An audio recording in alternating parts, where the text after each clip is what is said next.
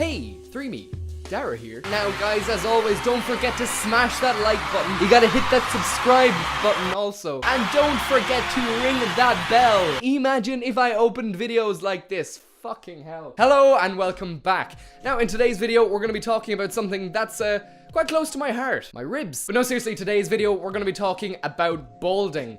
More specifically, male pattern balding.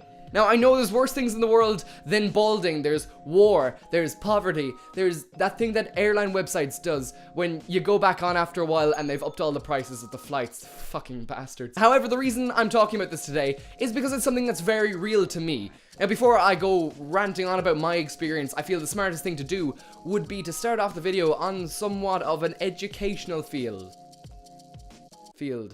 I nearly got it. So first of all, I got some sweet facts on balding itself, and then we're gonna have a quick look at the myths and misconceptions that comes with male pattern baldness. So why do men go bald? Well, first we have to look at where the hair comes from. So our hair grows out of tiny little holes in our scalp called follicles. There are a lot of blood vessels in the scalp, and what they do is they transport nutrients to the hair follicle, allowing new hair to grow and hair to live and thrive. And it's wonderful. Fucking pay attention, I'm not repeating this. However, what happens to us men that do bald is the male sex hormone testosterone makes its way into the scalp. And when it gets there, it converts to a chemical called DHT. As time goes on, this DHT shite triggers the follicles to start weakening and getting smaller, eventually making the hair grow thinner and smaller until it's gone. In short, it's a mixture of testosterone, which is why it won't happen to as much women, and your genetics. Potentially, guys can start balding from age 18 onwards once they finish puberty. It's something like an 18% of guys under the age of 21 will start balding, and I think by the age of 50, 1 in 2 men have somewhat degree of hair loss on their head. Now, there are a lot of rumors when it comes to male pattern baldness, but what I'm going to do today is I'm going to put those rumors to bed, and then light the bed on fire, and then light myself on fire. First of all, we have the classic, wearing hats and caps will speed up the balding process. As normal human beings, we lose about 100 hairs out of our head every day. It's just how the body works. And you'd have to be pulling really fucking hard on your hair for it to come out, so hats and caps don't really do this. One of the most popular ones is that it's your mother's father whose genetics you have to look to see whether you're going to bald or not. Long story short, not really. What genetics does say about the whole mother-father thing is that it's a higher chance or something. I'm shit at explaining genetics, but I found a nice little video that I'm gonna put here explaining the whole situation. So if you want to click on that to learn more, if you don't have to. Next one is pills are dodgy. I know, I don't mean MDMA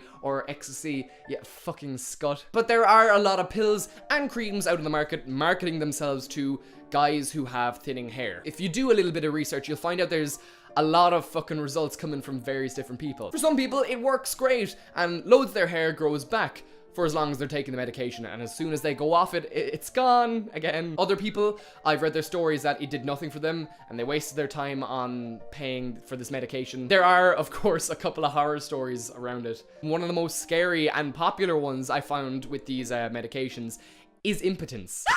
There are some scarier case studies in which guys have come off the medication and they're still impotent, and they have been for years. So if you're willing to take some cream, put some medicine in your mouth and go ahead, but there are risks, so Finally, we have stressing out will make your hair fall out faster. It does happen and it can happen, you know, people get extremely stressed and their hair starts falling out. It's probably fucking awful. I hope it doesn't happen to me. However, the hair lost during that stressful period, we'll call it, will grow back. So it kind of doesn't really have anything to do with male pattern baldness. So I've always had a very high forehead, and in 5th class I went to make my confirmation in school, so I decided to cut my hair up short for the ceremony. It was at this point in my life I really fucking noticed the length of my forehead, and I remember coming home after getting my hair cut and crying because my forehead was so big. But my experience with balding really started when I turned around 18. I was going to college and I was kind of sick of having long hair, so I got it cut short. And that's when I noticed it. If you are prematurely balding, you know that sinking feeling when you maybe just look in the mirror and you notice your hairline has gone back a little bit, or it's gone a little bit thinner in the middle, and you just kind of go, oh, that wasn't there before. Your heart just drops. And what I did anyway is I started basically the 5 stages of grief, starting off with denial. So I kind of kept growing my hair out long and just saying, oh, it's fine, just leave it, don't look at it. But over time, it just becomes more noticeable as more hair falls out and gets thinner. This can either be noticed by yourself in the mirror or by asshole friends who comment, hey, nice hairline. Having a poor hairline or just balding in general can really crush a guy's self-esteem, especially if they're only like 18 or 19 and all their friends have beautiful heads of hair, but they're the one that's balding. And no matter what age male pattern baldness kind of gets you, if it does, it's seen as a kind of a loss of our youth by the follicle. I know guys that are in their late 20s to mid 30s that are freaking out about balding. It's just not a nice thing that anyone has to go through. However, the case is different for everyone. Some guys might prefer having really short hair or shaved heads, and if they start balding, it makes no difference to them. And they're the lucky ones. I'm kind of a mixed bag then. I've been balding for in and around 3 years now. And, you know, so that's given me a lot of time to just kind of, I suppose, kind of come to terms with it.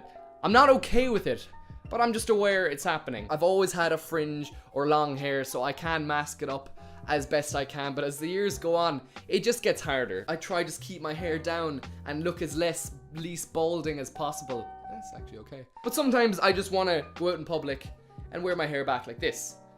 But then I'll just end up turning heads, because they'll be like, Jesus, look at the fucking size of that thing. High forehead and balding just isn't a good combination. Fuck it, you've come this far in the video, I might as well show you the damage. Woo! So this is where, you know, a normal human's hairline would probably start. You can see, I suppose here, that's where my original hairline was. So already a big ass forehead, so what? As the years have gone on, you can see how it has receded back to the fucking top of the head. And what I've noticed recently is you can see a bit of thinning here.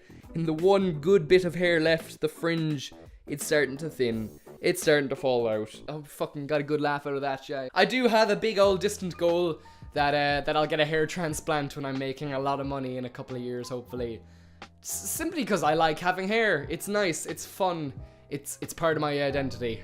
I don't want to go bald. Now, I'm sure a lot of you people watching this video today aren't actually balding. Good for you. But what I'd like to wrap this video up with is to give a little bit of advice. I know it's unsolicited, but if you have a friend or a loved one or just someone you know from work or school or whatever who is balding, the best advice I can give you is just don't mention it. Don't bring it up. As confident or as shy as this person may be, they're still probably very aware of it. And like they already have to deal with it on their own terms, and it would just be even shitter if someone else has to bring it up. Unless they want to talk about it, that's fine. Just don't look at them any differently. You know, if they slick their hair back, don't fucking stare up at their hairline and go, oh Jesus, where'd it go? And if you're watching this video and you are balding yourself, then oh, we're fucked. No, seriously, if you are balding, I find the best way to look at it is completely natural. You didn't do something early on in life that is punishing you for losing your hair. It's just part of growing up, in a sense. What your big manly men mates will probably say to you is, boy, just shave your head, boy, it looks way better. But you don't have to if you don't wanna. You don't have to do fucking anything else that anyone suggests. If you wanna keep your hair, fucking go for it. If you wanna hide it, wear a hat, then fucking go for it. That's what I do for 90% of the time. Really try to look at it as a character builder, because if you can get through your own hair falling out of your head, then you can fucking do anything. So thank you so much for watching today's video. Now, if you liked this video and you'd like to see more like it, you can always subscribe and you'll be notified about any sketches or vlogs or anything that this channel has to offer. Just tap the screen there. Yeah, don't tap the screen if you're on a desktop, you weirdo.